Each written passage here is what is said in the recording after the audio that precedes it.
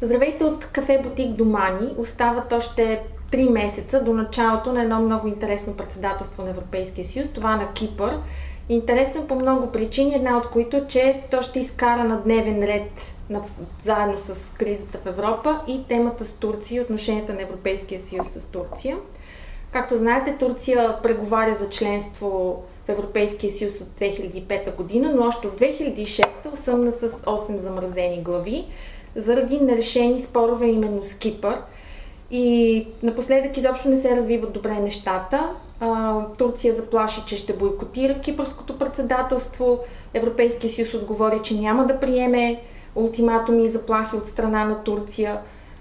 Последната преговорна глава беше отворена през юни 2010 година. От тогава никакъв напредък в преговорите с Турция.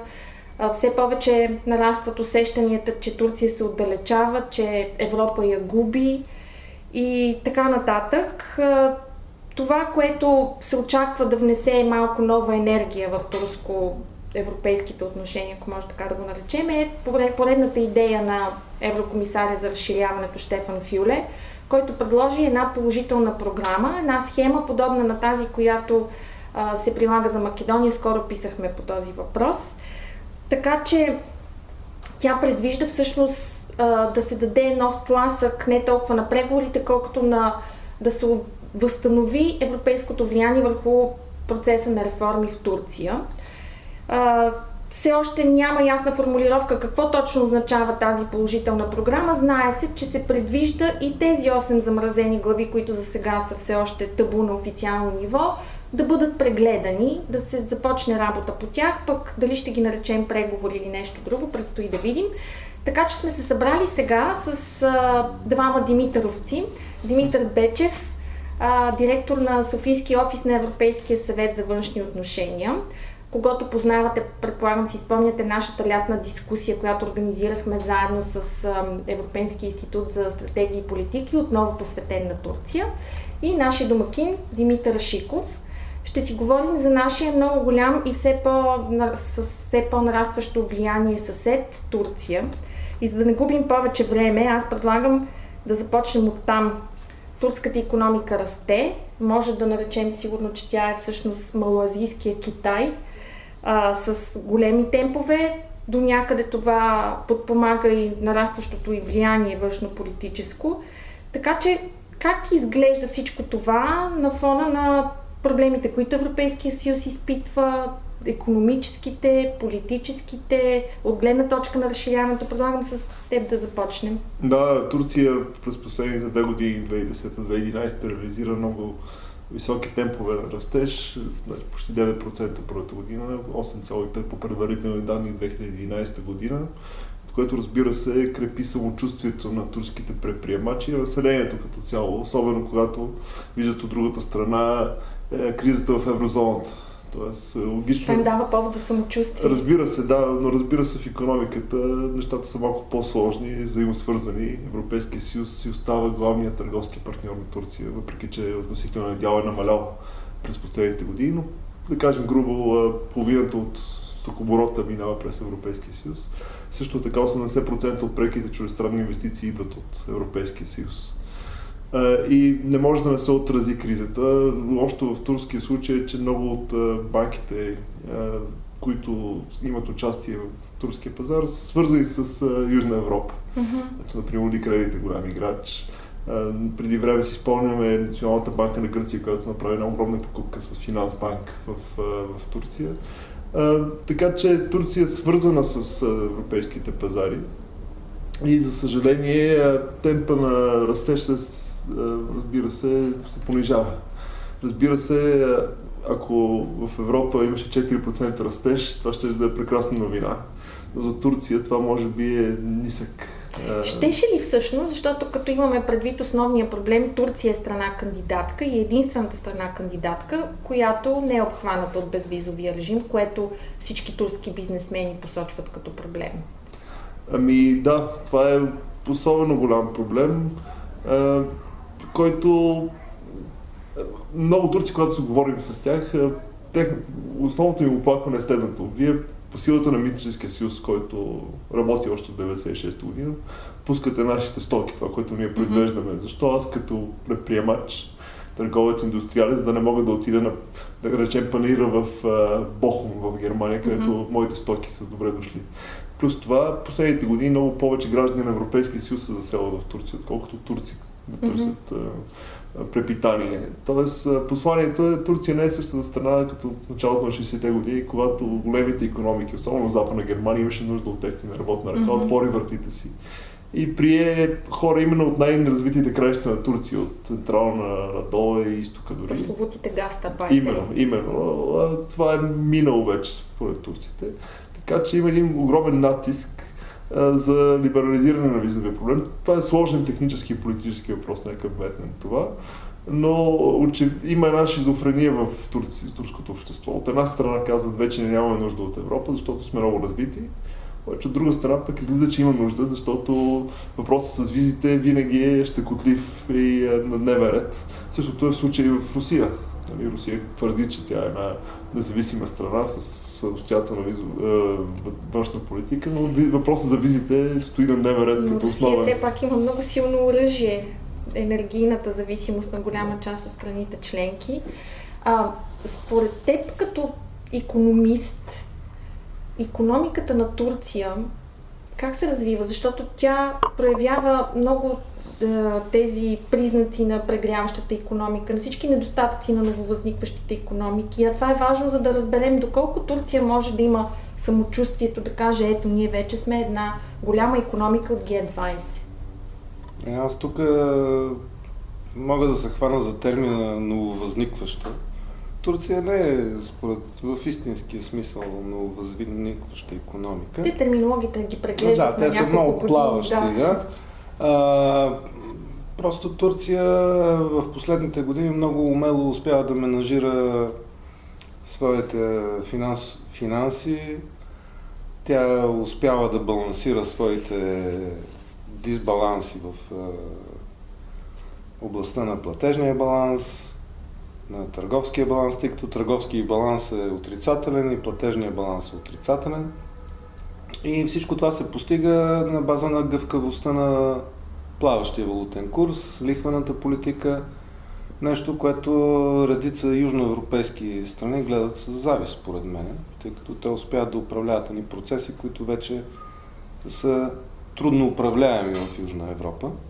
Имате инструментите за това и го правят доста умело, според редица анализатори по света. Сега, колкото до охлаждането на турската икономика, това е съвсем естествен процес. Както виждате, китайската икономика се охлажда, бразилската икономика се охлажда. Това е съвсем естествено след 3-4 години на понижено търсене в света. Забавя се инвестиционните процеси, намаля се потребителското търсене, съответно външно-търговски оборот се забавя в световен мащаб. Това може да проследите и по индекса на каргото, което обслужва този търговски оборот. И съвсем естествено е една държава като Турция да намали своя темп на растеж. Още повече, че в Турция има една такава специфика, ясно изразена, че високи растеж обикновено е свързан с увеличаване на кредита за домакинствата. Съответно това води до по-висок темп на инфлация и съответно намалянето на растежа би трябвало да успокои инфлацията и да успокои темпа на задлъжнялост на населението. Общо взето, турската политика през последните 2-3 години, бих казал, така е доста умела в това направление и успява да менажира тези процеси с успех. Това, което е важно да разберем ние като европейци, кое е първичното? Ние ли сме важни за Турция като Европейски съюз икономически или те за нас? Как мислите? Защото това е много важно, когато се подхожда в преговорите, все пак човек да има нещо насреща. Всичко е въпрос на мащаб. Защото самите турци казват по повод критиките на Европейския съюз и блокиралия процес и казват, ето ние имаме в момента икономическа мощ, бихме могли да ви помогнем с вашата криза? Всичко е въпрос на мащаб. Турската икономика има такъв мащаб, който и позволява да се развива независимо от членството и в Европейския съюз. Тоест, тя Естествено, членството би облегчило редица неща, включително и търговския стокообмен, но при този мащаб на икономиката Турция може спокойно да се развива. Тоест достатъчно е това половина. В сферата на индустриалните продукти имаме състояние на почти пълна интеграция на първо място. Сега, разбира се, преговорите и хармонизацията по линия на общностното право и всички регулаторни стандарти и механизми носят по-дълбока интеграция. Примерно сферата на услугите има директно значение. Но по-същественото е, че без Европейския съюз, без интеграцията в Европейския съюз, турската икономика нямаше толкова лесно да направи този качествен скок в типа продукция. Значи, ако се върнем в началото 80-те години, който е един много важен момент в Турция, в този момент Турция беше по-скоро една затворена икономика. Типичен пример за стратегия на индустриализация, залагаща на заместване на вноса от Турgut Özal и по-нататък преговорите през 90-те години за митническия съюз. Турция лека по лека се отвори. Конкуренцията от един по-развит пазар, става дума западноевропейските пазари и единния пазар на Европейския съюз, много мощен тласък за развитие на турската икономика. Ако видим експортната листа, какво произвеждаше Турция в началото на 90-те години, пък дори и България знаем турския текстил. Да. Вече текстила не е такъв важен елемент. И ефтината ръка не е толкова ефтина. Не е ефтина, но Турция произвежда в момента бяла техника, произвежда автомобили. Тоест тя се движи нагоре в стълбицата на добавената стойност, което е много важно. Въпросът е, че в един момент, когато поскъпне работната ръка, Турция трябва да се състезава с други играчи в глобалната икономика и всъщност натиска върху нея да се качи още по-нагоре, когато стават много важни фактори като образование, като институционална среда, като спестявания. За сега Турция успява да се справи. Достъпа до европейския пазар е нещо много позитивно за нея, защото ако трябваше да се състезава с близкоизточните си съседи, това нямаше да е особен стимул. Особено сега.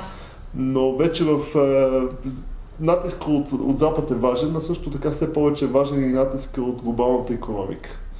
И тук сега е нещо много важно да кажем, че благодарение или в резултат на интеграцията си в Европейския съюз, Турция среща все по-голяма конкуренция отвън, тъй като от условията на договора за установяване на митнически съюз е, че Турция е обвързана от решенията на Европейския съюз.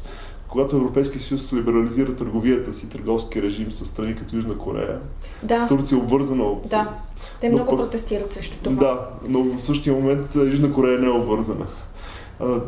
Тъй като сега Световната търговска организация е почти блокирана, като преговори Доха, имам предвид, все повече и повече се налага тенденцията за двустранни споразумения за свободна търговия. Да, и Европейския съюз много силно работи в тази посока. Който поставя Турция в едно много деликатно положение, тъй като отваря пазарите и за конкурентни икономики, които са доста динамични също. А тя не е в състояние да се преструктурира и преориентира толкова бързо. Има различни тълкования. Сега икономистите също трябва да се изкажат, но това, което често се споменава е, че има този проблем при такъв тип икономики, средата, капана на средата, че в един момент Турция не е достатъчно ефтина, няма достатъчно ефтина работна ръка да се състезава по този показател, но от друга страна няма достатъчно добри показатели в икономиката на знанието, за да се състезава в по-високата лига, което за България е очевиден проблем. Така че как да се направи следващата крачка е предизвикателството за турските ръководители, тези, които управляват турската икономика. Дългосрочната перспектива е много важен момент. Тя е в класическия капан, за който сме говорили, за middle income. Да, точно, да. Нали, и вече от тук нататък трябва един скок към промяна на качеството на растежа. Нали, защото тези модели на растеж, които ви вършат работа, докато стигнат до някакво средно ниво, те вече се изчерпват. И оттам нататък вече трябва съвсем конкретни политики за образование, за инфраструктура и много неща, енергийна ефективност, ако щете, които са така доста специфични. Не е просто с едни монетарни или фискални мерки, вие просто да управлявате тези икономически процеси, нещата се усложняват и иска се просто друг тип политика. Турция има резерв, защото ако видим нивата на участие в работната сила, примерно на женското население, те продължават да са много ниски. Това, между другото, и на европейско ниво се залага като стратегия да се засили участието и на жените специално, защото колкото и за Европа да ни звучи естествено, не е точно така, защото много страни няма достатъчно социални грижи, много жени не работят, но в Турция вероятно мащаба е много по-голям. Там има и културни и социални фактори, Да. социалния консерватизъм е висок. Има регионални различия, разбира се, в Турция, между западните, централните и източните части. Освен женското население и младежите, и пак регионалните различия, ако изтъкнем в източните провинции, все пак висока безработицата. Има малко ситуация като в Близкия изток, така че това е както предизвикателство, така и един резерв, защото тези хора, тези прослойки, групи, ако се бъдат включени по-ефективно в пазара на труда, това е също фактор на растеж. И тук вече влиза въпроса за образователните реформи, които в момента правителството предлага, дали те ще тласнат страната именно към отваряне и към Още включване. повече, че те винаги дават резултат след един доста продължителен период от време. Сам, каквото и да си говорим, винаги стигаме до един и същи въпрос. Е ли на Турция мястото в Европейския съюз или не? Между другото, преди 2 седмици имаше дебат в Европейския парламент относно по доклада на Европейската комисия за напредъка на Турция. Сигурно няма да си изненадате, мненията бяха крайно поляризирани, като се започна от културните различия, от външно-политическата обстановка около Турция, всичко, което можете да се сетите, беше казано в продължение на около 2 часа, но в крайна сметка основният въпрос е този.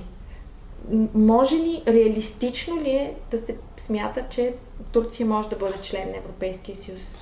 Зависи какви времеви рамки говорим. Разбира се, в близките... Може би не следващите 50 години. Близкото десетилетие това трудно ще стане, но вижте сега, все пак отношенията на Турция с Европейския съюз, преди това с Европейската общност, е една дълга сага, така че има много периоди на застой, за война долу, после скоро златна сватба ще правят. Периоди на растеж. Въпросът е следният. Сега малко се поставя остро въпрос или. В действителност има степени на интеграция. Турция и сега е доста интегрирана. Границите на Европейския съюз са доста гъвкави. Тоест границите на Митническия съюз е едно нещо, границите на Шенген са друго нещо. Даже някои граници включват не членове на Европейския съюз, пак Шенген бих изтъкнал. Норвегия е вътре в Шенген. Норвегия няма преходни периоди спрямо движението на работниците. България е в по-неблагоприятно положение, въпреки че е членка. Така че Турция, дори да не постави въпроса така ребром или, член или не член, пак има перспектива за лека по лека интеграция.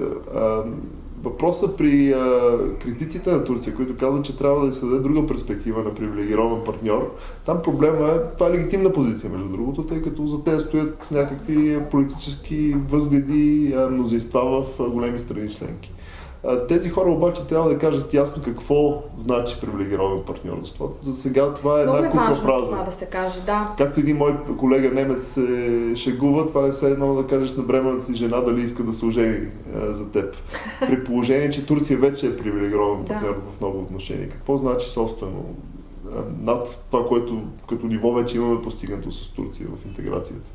Защото Европейския съюз очевидно усеща, че този път, в който е с блокирани преговорите, пречат и в двете посоки, тъй като очевидно за това ниво на интеграция, за което ти говориш, повече от това не може да се достигне.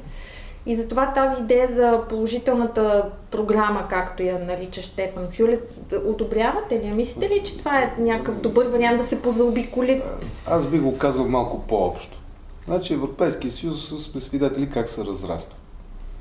И той приема нови членове, а от по-старите отзад някои вече са на път да изпаднат. Той имаше даже такава реплика в Европарламента. Някои ще се отделят в една по-интегрирана еврозона, тогава вече и Турция може да стане член. Европейския съюз е като някакво животно, което хапва нещо, но не може да го смели. Просто не може да се получи смилане. Тоест, имате едни страни като Португалия, Гърция и така, които изглеждаха напълно интегрирани, а сега вече изглеждат доста дезинтегрирани. От гледна точка на общи политики, спазване на финансова дисциплина и много неща. Да, говори се за изпадане. Да. А от друга страна се води дебата дали Турция един ден ще стане член на Европейския съюз или не. При положение, че вие имате страни от ариергарда, нали, които ви създават куп проблеми и главоболия и дестабилизират цялата зона. В средата имате едни страни, които са прияти по-отрано, говорим за Централна Европа. След това имате България и Румъния, които са по-скоро прияти.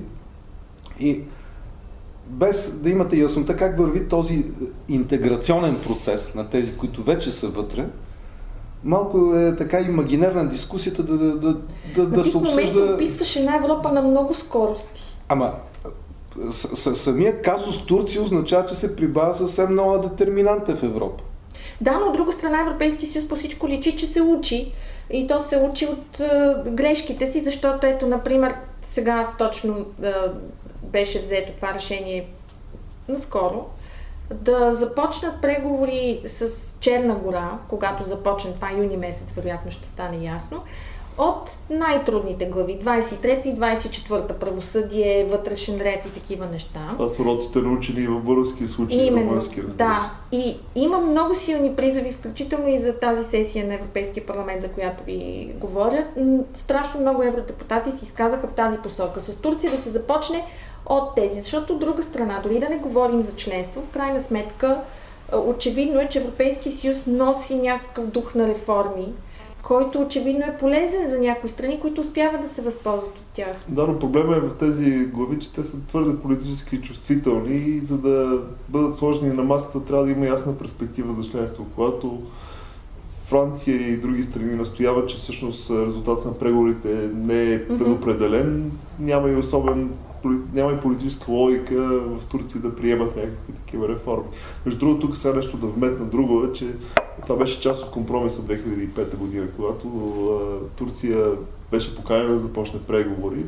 Преговорният мандат, за да бъде угодено на по-скептичните членове на Европейския съюз, беше описан малко обтекаемо. Тоест, че няма зададена цел в преговорите. Че преговорите няма по необходимост да доведат до членство. Което тогава, към тогавашния политически момент, беше приемлив компромис, тъй като все пак динамиката беше към задълбочаване на отношенията. По-късно обаче сега в момента този тип компромис малко става проблематичен. И като спомена Франция, да. Сега как ти се струва риториката във френската предизборна кампания? Тя до някъде би трябвало да засяга и Турция, макар да не се изговаря конкретно. Ами първо в управляващата партия, правителството имаше две позиции за Турция, преди да отидем към опозицията. Това стана ясно, когато се гласуваше този закон за криминализиране на отричането на армейския геноцид. Да. От една страна Саркози заложи на много твърда позиция, не на последно място спечели армейския вод, който обикновено отива при левицата. Но от друга страна Жопе беше много критично настроен спрямо тази идея за такъв закон, защото той е един от хората в съвета на министрите, който винаги е лобирал за външно-политическо партньорство с Турция. За него беше ясно, че един такъв закон ще отрови отношенията и във външно-политически план, т.е. не може да се мисли за някакво партньорство в Сирия между Европейския съюз и Турция.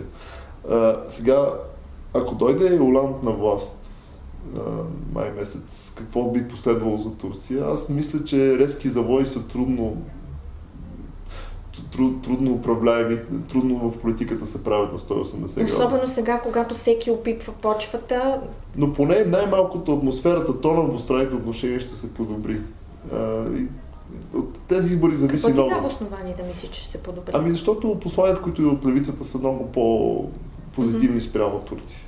И фактора Саркози, личното, все пак и личностите имат значение в политиката и междуличностната динамика. Тоест, ако Саркози си отиде от управлението, не че Франция може би утре, след следващия ден ще направи рязък завой от Турция, но очаквам подобрение, дори маргинално подобрение, така по краищата на взаимоотношенията, но мисля, че ще има значение. Именно френско-турската динамика е може би най-важната, защото ако върнем внимание какво става между Берлин и Анкара, там нещата са малко по-сложни. Да, Макар че имаше една активност, имаше размяна на високи визити миналата година, но имаше и размяна на остри реплики. Ами, по-особено е. Ролята на Франция е ясна, каква е, тя блокира процеса. Обаче много често Германия се позиционира в контраст с Франция. От една страна, да, управляващите християн-демократи са изявили позицията си в подкрепа на привилегировано партньорство, обаче от друга страна коалиционният партньор, свободните демократи, които разбира се в момента са в свободен пад, тяхното политическо бъдеще не е ясно, са всъщност една от политическите сили, които залагат на членството. Тоест коалиционното споразумение много по друг начин не поставя въпроса за членството на Турция. Няма единна позиция на правителството. Това е едно. Второ, Германия не е блокирала едностранно преговорни глави, за разлика от Франция. И когато Германия беше председател на съвета, се отваряха глави всъщност. Тоест тя добросъвестно преговаря. Второ, Германия и Турция имат особена двустранна връзка. Немските фирми, както и френските всъщност присъстват, но също така има голяма общност с турци. Много интересно да се говори с млади политици от Християн-демократическия съюз в Германия. Дори те да имат негативно отношение спрямо перспективите на Турция да стане член на Европейския съюз, те чувстват, че за да бъдат успешни в кариерата, трябва да разбират от Турция. Трябва да знаят какво се случва там, защото утре отиват на избори в едни смесени общности. Тоест за тях Турция е важна. Те по-скоро се ангажират и са отворени към Турция. Дори тези по-скептично настроени политици. Това е много интересно в този случай. Тоест връзката между Турция и Германия е все по-интимна, благодарение на тези между транснационални. Очевидно, че все пак отношенията Германия-Франция ще си останат приоритетни, така че може би Германия ще бъде пас. Да видим и там какво ще се случи, дали ще има промяна, защото сега малко да спекулираме, но не е изключен и вариант до година при изборите в Германия да дойде на власт пак червено-зелена коалиция. И един от потенциалните външни министри, които се спряга, е един от двамата лидери на Зелената партия. Там, както знаем, винаги има двама лидери, който е немски гражданин от турски произход, Cem Özdemir. Да. Така че тук виж сме осъмнали с външен министър на Германия от турски те имат произход. финансов с виетнамски произход. Да. Тук, когато се дискутира тази тема, нали, Европейския съюз и Турция, се има предвид този Европейски съюз в момента и тая Турция в момента. Нали? Това е един дълъг процес. Не, това за този Европейски съюз не знам дали не е 5 Европейски съюз. След 10-15 години Европейския съюз ще прилича на нещо коренно различно. Да, така е. В който в момента още не му се знаят контури. Турция дали го усеща това? Ами, зависи кой е. Турция е една комплексна страна, има различни играчи. Да, този момент често бива поставен, че всъщност... Към какъв Европейски съюз? Да, т.е. към какъв Европейски съюз би трябвало да се стреми Турция, след като нали, този процес ще отнеме доста дълго време и тогава Европейския съюз в този бъдещ момент ще бъде коренно различен. Ще има различна степен на фискална интеграция, евентуално ще има обща финансова политика, обща емисия на дълг, да речем. Тоест Европейския съюз ще функционира по коренно различен начин от досегашния. И аз не знам точно колко лесно е да се преговаря с Турция в момента, след като този процес ще бъде дълъг. Самия Европейски съюз се променя в движение. Ами трябва да видим тази положителна програма как ще се развие, защото за мен лично там се крие разковничето. Ами, според мен това, което господин Шиков каза е много важно, защото интересен въпрос е как Турция ще отреагира на един съюз на много скорости. Много експерти казват, той всъщност това е шанс за Турция, тъй като външната скорост, където все пак и летвата ще е по-ниско поставена, е шанс за Турция да се интегрира, тъй като там политическата и икономическа цена за ядрото няма да е толкова висока. Аз съм малко по-скептичен, защото все пак Турция има по-големи амбиции, когато в един момент, ако осъзнае, че тя е в втора или трета класа, решенията се взимат в вътрешния кръг, би размислила. Обаче пък от друга страна, все пак бремето, икономическото бреме, регулаторното бреме, да бъдеш част от тази координирана и интегрирана фискална и монетарна политика, може би пък ще е твърде висока цена. Така че много Но има отворено. нещо друго, което според мен само за секунда е важно да, може би ти имаш поглед върху него, е, че Турция, поне моето усещане е такова, малко се разглези заради това, че Ердоган едно и също правителство практически е вече трети мандат. Тоест това дава една сигурност, едно постоянство, но това е последния му мандат. Какво следва след това? Какви са нагласите на други политически партии? Иншалах, всичко в ръцете на Господ, след се вика, но сега при Ердоган има един фактор, че неговото лично здраве е, поне така се твърди, не е блестящо. Дано да се окаже сухо, разбира се. Да. Но имаме такъв прецедент. Турgut Özal доминираше турската политика в едно десетилетие, отиде си, партията си отиде с него. Какво ще стане Ердоган, ако не дай си Боже нещо се случи с него? За съжаление, това е лидерска партия, която не може да излъчи такава харизматична фигура, която би могла да замести. Явно е болест тук наша в региона. Да, не случайно нашия премиер и Ердоган имат една добра междуличностна динамика. Очевидно се разбират почти инстинктивно, което може би е шанс за България от друга страна, да затворим тази скоба все пак.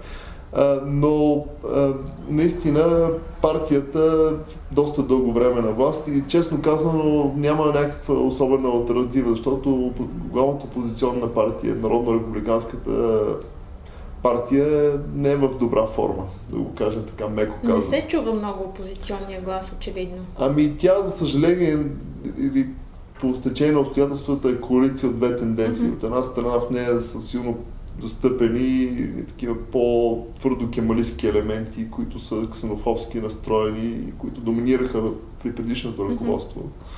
От друга страна, при сегашното ръководство се опитват да вкарат една по-лявоцентристка политика, която да играе по линия на социалната политика, социалните проблеми, обществени въпроси и която е по-отворена към Европа. Предишният председател Денис Байкал ден по ден критикуваше Брюксел, че това е империалистическата сила, която иска да раздели Турция, да наложи ислямизма. Виждаше такъв заговор между брюкселските институции и най-ретроградната част от турското общество. Той бранеше националния интерес. Сега Кемал Кылычдароğlu, който между другото е кюрд по происход, дойде с заявка, че той е прогресивният политик.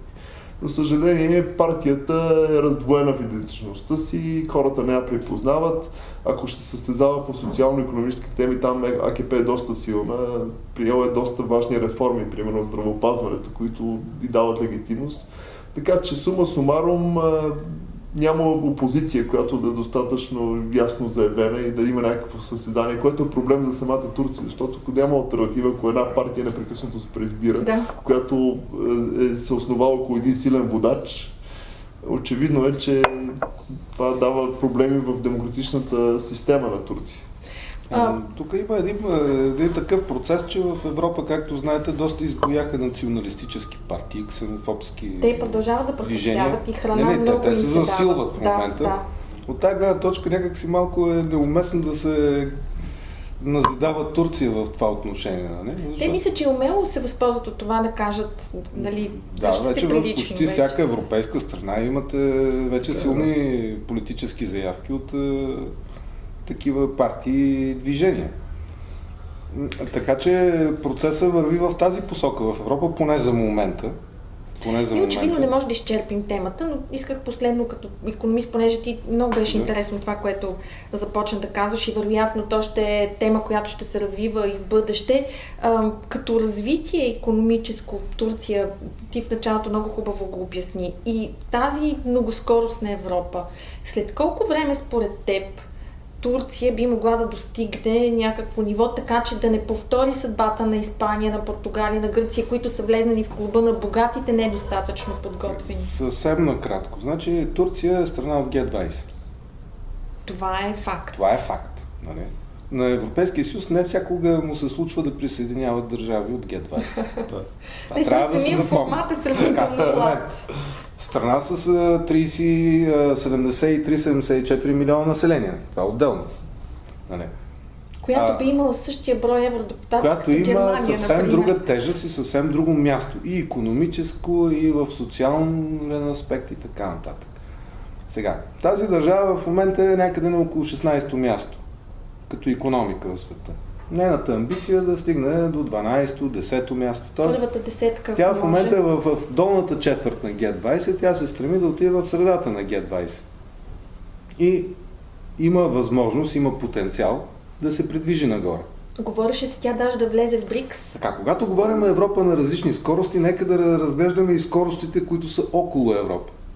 Да. Значи Турция се движи бавно нагоре, тя прогресира.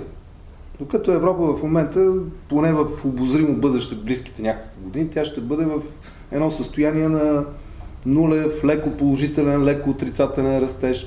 Вътре в Европа има различни скорости, едни отиват по-надолу, други се стъпват. Има спад на доходите, т.е. ние Европа някак се разслоява скоростно и икономически и от гледна точка и в социален аспект с тези партии и движения, за които говорим. Да. От тази гледна точка Турция има една ясна амбиция и за момента така доста умело си я следва. Нали? Тя се развива и се стреми да отиде към средата на Г20. Когато тези процеси върват примерно едно десетилетие, 2 десетилетия, в кой момент как ще се стикова Европа с Турция? Потенциално, след като се водят преговори. Нали? Къде ще стане допирната точка? Да, просто тежестта на Турция ще расте. А на Европа очевидно ще намалява, ако съдим по разговорите, които водихме в предишни Трудно да се каже дали ще намалява тежестта на Европа, но Европа ще се разслоява. Като цяло ще намалява, като Европейски съюз. И вече, ако имате в момента няколко вагона с различни категории пътници, може би след 10 години ще имате друго състояние, друг брой вагони с различни класи. Нали? А пътника, който искате да качите, той е вече по-заможен.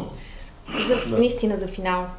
Много харесвам тази тема, но наистина за финал. Има ли риск според вас, сега като почне кипърското председателство, да всъщност всички тези хубави неща, които си говорим, да се превърнат в един голям конфликт и да се получи доста по-сериозно обтягане на имаше отношения? тия заявки от изявления от турски представители, че ще блокират отношенията. Да, доколко са реалистични?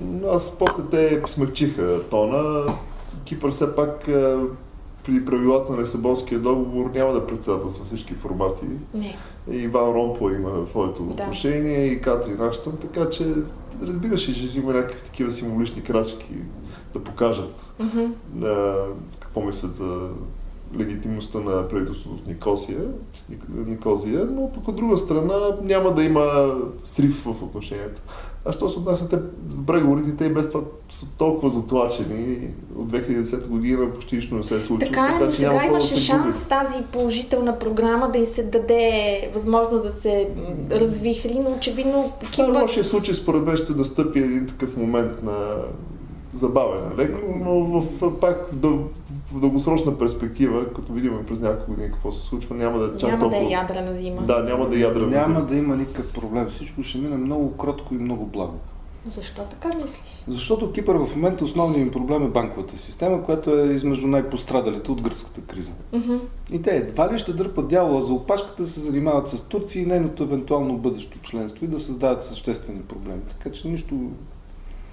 Добре, да завършим така сравнително оптимистично. След 3 месеца, предполагам, че пак ще стане дума за Турция и то много пъти. Се надявам пак да се видим с вас, така че благодаря ви. На турско кафе.